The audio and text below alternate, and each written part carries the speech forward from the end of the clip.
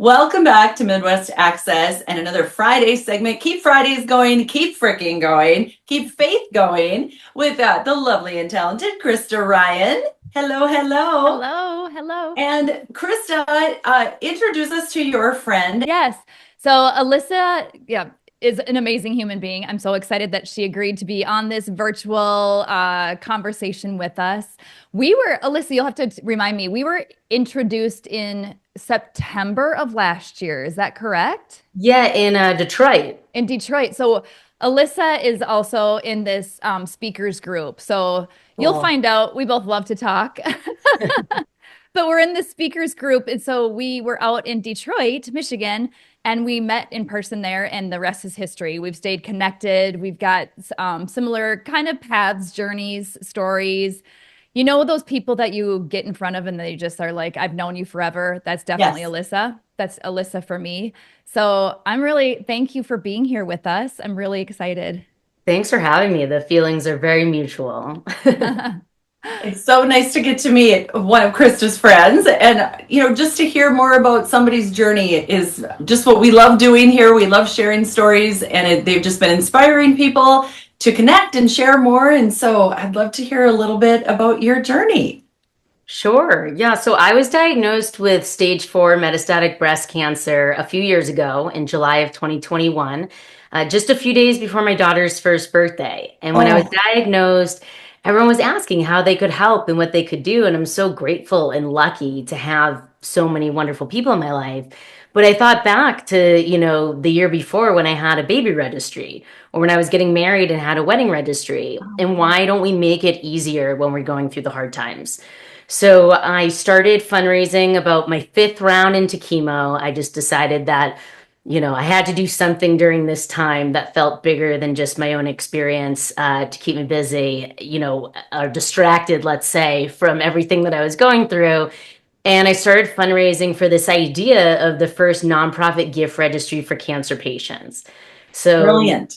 thank you. That exists. It's called wegotthis.org. We've grown to nearly 8,000 users now and counting. It's been an unbelievable experience, not only in facilitating this idea of giving and receiving in the hard times, but creating community around not just the patient or survivor or thriver going through cancer, but their caregivers, their friends, their family. I don't know anyone not affected by cancer. Yeah. And being able to tie that all in an easy way that doesn't burden the patient and doesn't make the supporters feel uncomfortable asking is what we all need, and still do. And so that's really what my life's mission has been all about. I continue to live with metastatic breast cancer. I get infusions, chemo infusions every 3 weeks. I'm on my fifth line of treatment and will continue to be for the rest of my life, which is a really amazing thing. Years ago, I wouldn't have made it past the first 12, 18 months. And here I am nearly 4 years in with so many options and treatments to help me to keep living and thriving and being able to see my daughter who's now turning 5, doing the same. So it's been an amazing experience, and I resonate so much with the whole keep freaking going thing because a huge piece, regardless of what stage cancer, what you're going through, and it doesn't have to be cancer, it can be anything. But specifically to cancer, when you think about myself, so I have to be in lifelong treatment. I have to be in treatment or else the cancer is going to grow back, and that's what ultimately would kill me. But by continuing to be in treatment, by prolonging my life as long as possible, more treatments come out, more clinical trials get released. And that's what I'm benefiting from, and other people get to benefit from. And as long as we can keep ourselves moving through this path and this journey, like we get to keep doing the things that we love and inspiring others to do it too. And that's really just so important to me.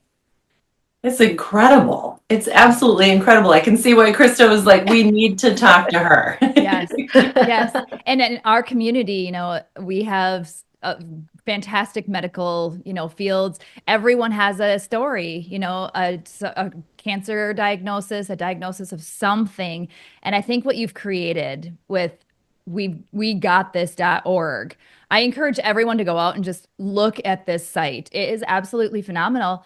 And it answers the question of what can I do? When someone's diagnosed with something, immediately people want to help. What can I do? And this solves that question. This answers that question because you can go and create this registry and actually put things that no one would ever think about, as support pieces instead of the soups and the, casseroles and hot dish and, blankets or whatever it may be.